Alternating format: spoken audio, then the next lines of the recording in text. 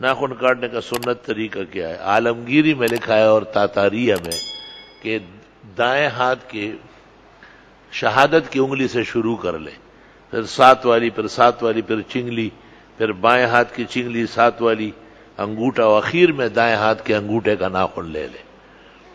اس کو الطریق المہذب لکھا ہے، بہترین طریقہ۔ اور پیروں کے دائیں پیر کی چنگلی سے شروع کر کے انگوٹھے پہ آئے اور پھر بائیں پیر کے انگوٹھے سے چنگلی کی طرف جائے۔ یہ ناخن پھینکنا کیسا ہے؟ لکھا ہے کہ ناخن کسی کاغذ میں لپیٹ کے ایسی جگہ ڈالے جائے جہاں پیر نہ پڑے۔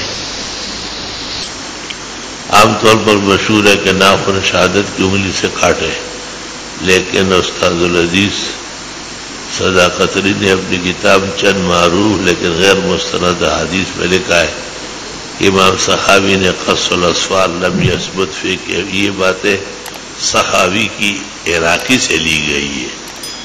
اصل حسین عراقی نے تخریج احیاء میں لکھا ہے۔ باقی یہ جو طریق ہے ہمارے فقہاء نے تمام کتابوں میں لکھا ہے۔ وہ فقہاء اعلم بمعانی الاحادیث، امام ترمذی کہتے ہیں فقہاء زیادہ جانتے ہیں حدیثوں کے معنی و مطالب۔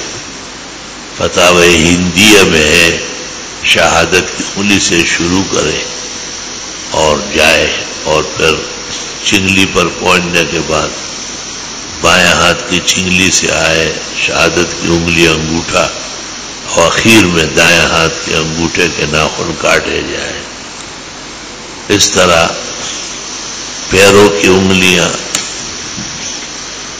خنصر سے چھوٹی انگلی سے شروع کر کے دائیں پیر کے انگوٹھے پر آئے اور پھر انگوٹھے سے خنصر پہ جائے، یہ تمام فقہاء نے لکھا ہے۔